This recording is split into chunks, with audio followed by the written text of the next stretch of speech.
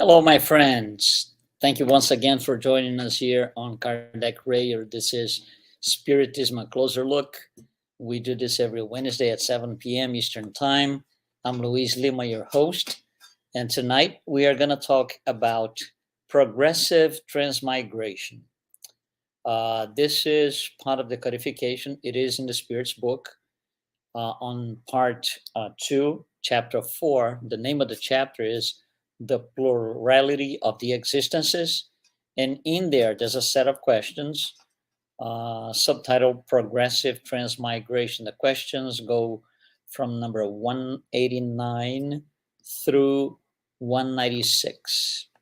So let's get through this. So what I did tonight, instead of just reading the question and the answer sequentially or something like that, we just went through the chapter because there are not only answers from the spirits, there are Kardec's comments to some of them.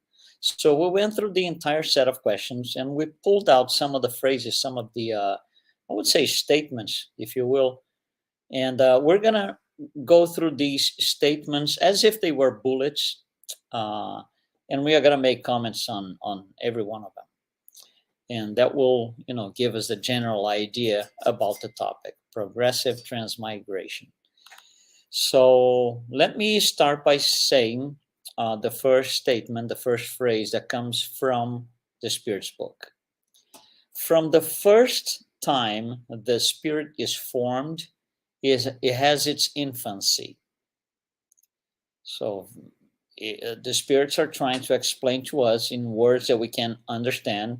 So infancy is something that we can understand. We have a life, a physical life that has phases. Infancy is one of the first phases, right? Then we go into childhood, adulthood. So they're trying to use something that is easy for us to understand. So infancy means the beginning, in the beginning, the first stage. Here's another statement. The spirits, they have an instinctive existence. These spirits in their infancy, they have an instinctive existence. So here, instinct is the driving force. That is different. It's going to be different later on as the spirit progresses, but in the first time, when the first existence, yes, instinct is the driving force. The progress only I'm sorry, the statement is they process only the consciousness of themselves and their actions. That's all. So the level of intelligence, the level of even morality is very low because they are in their infancy. Like one day we were there too, you and I, and all of us. So their intelligence will develop, but in this stage is very slow. It's little by little. That's why we need so many lives to be able to reach higher realms and perfection at the very end. So what's also what they say is at the stage of infancy, the intelligence begins to unfold. So intelligence begins from almost from the get-go, from the early times, and it will unfold. It's just not going to happen in a snap of fingers. They're not going to have full intelligence just like that. It's a process. Same thing it is for us in our incarnate life. We go through stages. We go little by little. We can't graduate from university on the second day of our lives. It doesn't make any sense. It's a whole long process. Here's another statement. The souls of our primitives, okay, those in the past, the souls of our primitives had a relative infancy since they were already developed souls endowed with passions.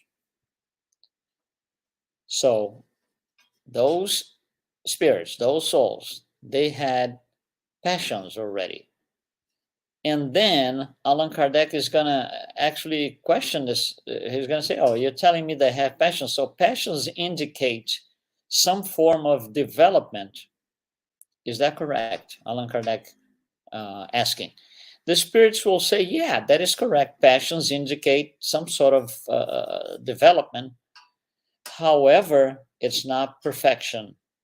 It's still in the early stages. There is some development there, and the passions, testify exactly for that, but not perfection. They're far away from it.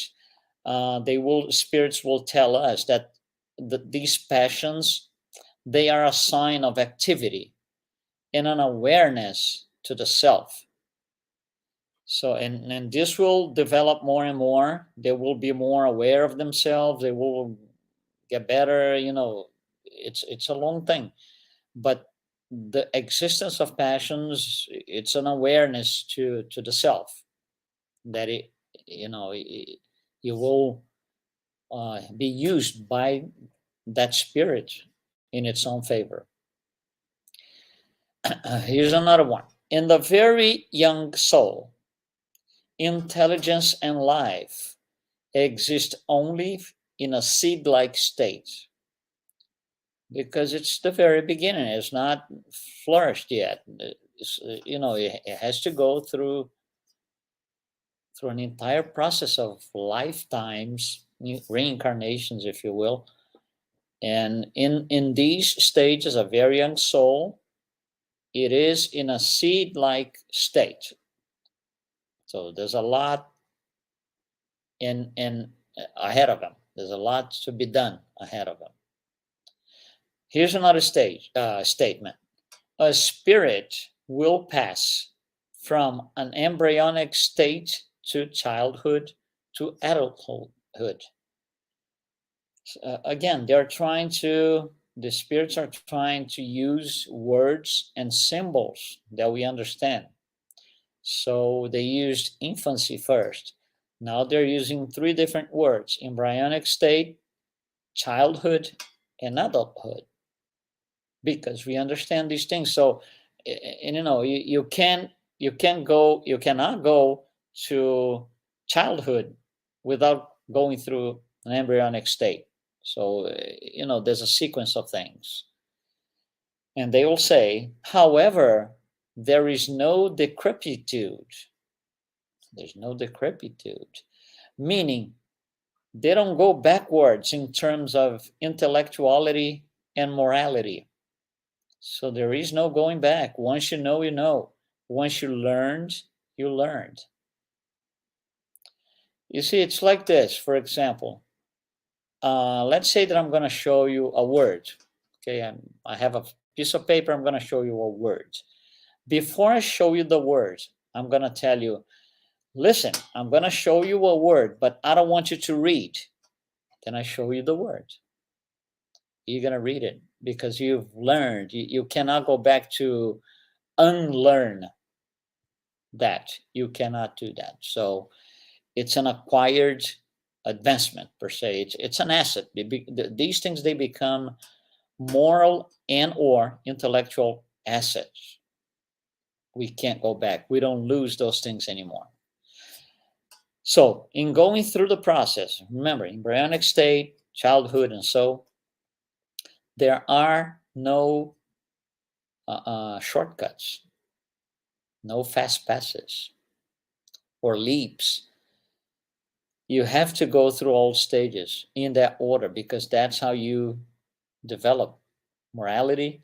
That's how you and everybody develop intellectuality. So there is no snap of fingers. It doesn't happen like that.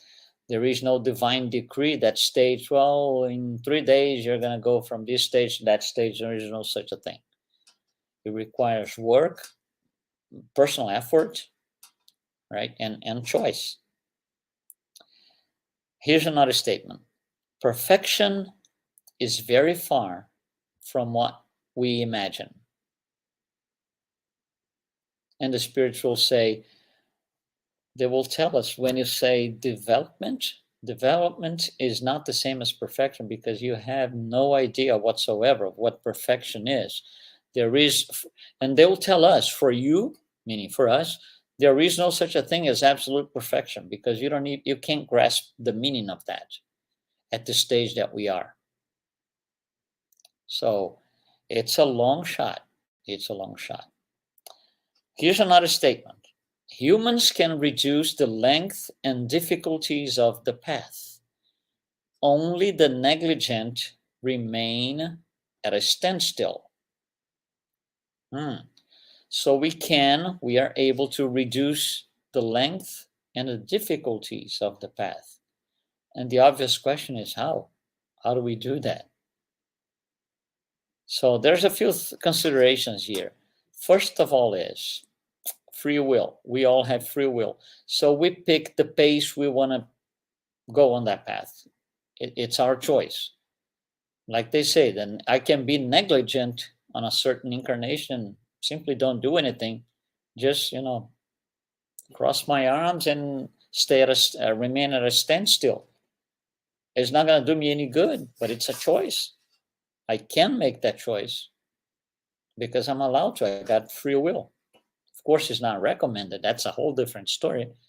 But as a choice, yes, I can make that choice. During a new existence, humans can regress to a lower level in social position, never in spirit. Again, a spirit can never regress. Never. So you might be a very powerful person in this life. Next life, you're going to be on a very difficult position. You might be a very poor person. It all depends. But this is in social position. You're not going to forget what you learned. So in spirit, there is no regress. There is no going back. The soul of a wicked individual can become the soul of a moral one. If it repents, that would be a reward. If the spirit or the soul repents, then yes, there's a reward. The reward is you're going to advance. You're going to be on a better life on the next incarnation. You're going to have better conditions, better sentiments, more positive, more virtuous sentiments if you repent. So you prepare your next life in a much better condition. Here's another one.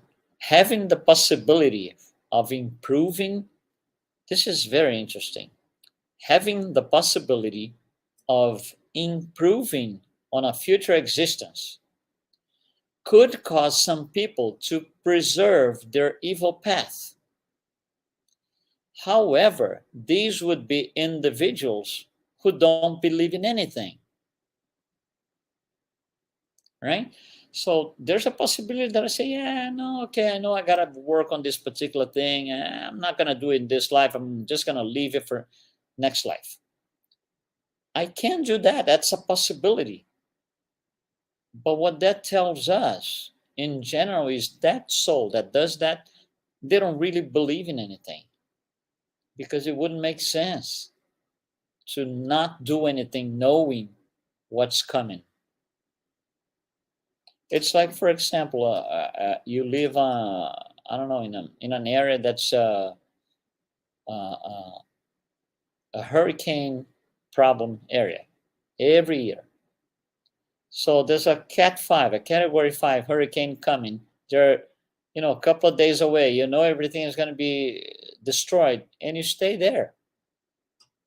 You don't flee. You don't go anywhere. It's a choice. But it doesn't make sense if you think about it, because you know everything is going to be destroyed, and you're going to be in the middle of it. So let me just repeat that again. Having the possibility of improving on a future existence could cause some people to preserve their evil path, not changing. However, these would be individuals who don't believe in anything. Because the ones who believe in the soul survival, they want to do something. They want to know everything. They want to question everything. They want to know as much as they can now, because, improvement will matter. So they want to improve fast. How do we improve fast? I want to know everything, knowledge. I want to question everything. Give me all the explanation as much as you can. You know, they would do this. Those who don't believe in anything will just stand still. The perception of a spirit after death is not the same as when it is incarnate. Well, we've spoken here in the program several times about it. So after you die, right, you have a different perception on life, different view on life. In the book Heaven and Hell by Allan Kardec, one of the 5 books in the Spiritist codification, that gets shown, in a very interesting way. The book is divided in 2 parts. The first part will talk about Spiritist teachings in general, and the second part, Allan Kardec publishes the transcripts of mediumistic meetings that he was part of, and they were interviewing spirits that were, some were good spirits that came back to tell us a few things. Some were repent spirits, some were assassins, some were suicide spirits, all types of spirits. And whatever the situation is, when they come back to tell us their stories, what they were going through at the moment of the communication, not when they were alive on Earth, the difficulties, the hard times they were having, especially those who are not morally advanced, they have a hard time, and they come to explain to us in details with their own words and feelings and sentiments what they were going through, how difficult it was, how different they saw life when they were alive, and how they came to make so many mistakes, which is now easy to see, but they've made the mistakes. They're going to have to work on them. They'll have the chance. That's what reincarnation is for. But it's a very interesting book and has a lot of these interviews with spirits. So that makes this statement very clear. It sustains this statement. The perfection of a spirit after death is not the same as when it is incarnate. Here's another statement.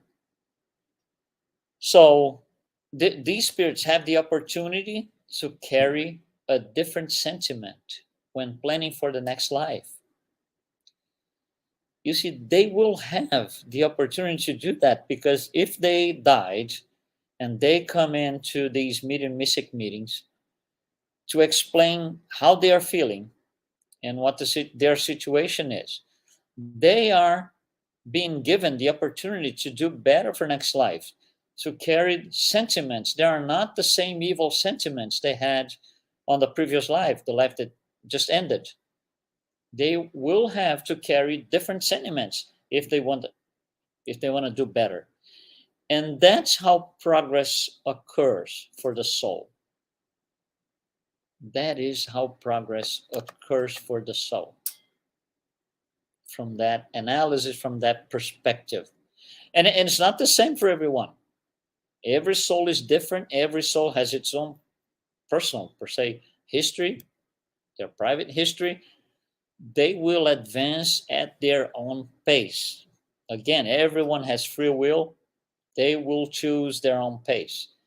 They might discarnate. They might be in a very difficult situation. They understand their situation, and they still say, yeah, I'm not going to do much better next life. It is an option. They have that option. Free will is for everyone. So it's a matter of knowledge, knowing more to make better choices. The choices that especially those discarnate spirits, the choices that were made in the past took them to the places they are now. Some are suffering, some are in good places, regardless where they are in terms of, better or worse. Regardless, it is all because of their choices.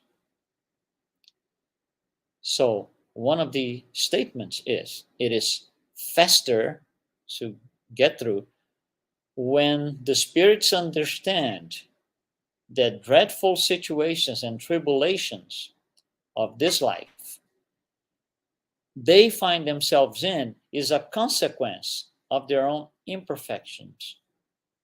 So the situation that I'm in today, for us, incarnates or discarnates. That goes for all, for everyone. The situations that I'm in today, the tribulations that I have, that you have, these things are all consequences of our own imperfections, meaning our inability to make better choices. It doesn't mean that's going to be like that forever. No, not at all, please. It's going to be exactly the other way around. That's an incentive for me to do better next time, for me to sit down, per se, and plan my next life.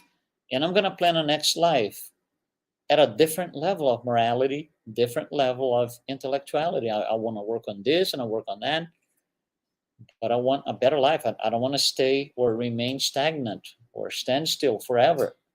Nobody wants that. However, we all have free will. And developing intellectually and morally, this will draw us, this will draw our path away from the path of evil. We're going to drift apart from the path of evil. That means as that happens, happiness starts to show up. And it will show up stronger and stronger as long as I keep drifting away from the path of evil. And again, we will have many, many, many opportunities to do this as incarnate spirits or as discarnate spirits. But we need to allow ourselves to gather more knowledge.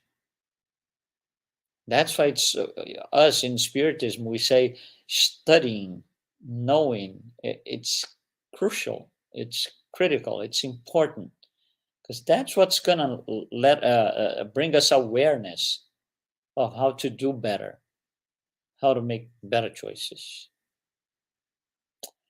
So that is progressive transmigration. This is, once again, Spirit's book.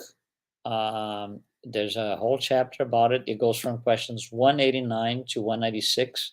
So I always encourage people to go to the actual source. So thank you very much. And we will be here next week. We'll see you next time.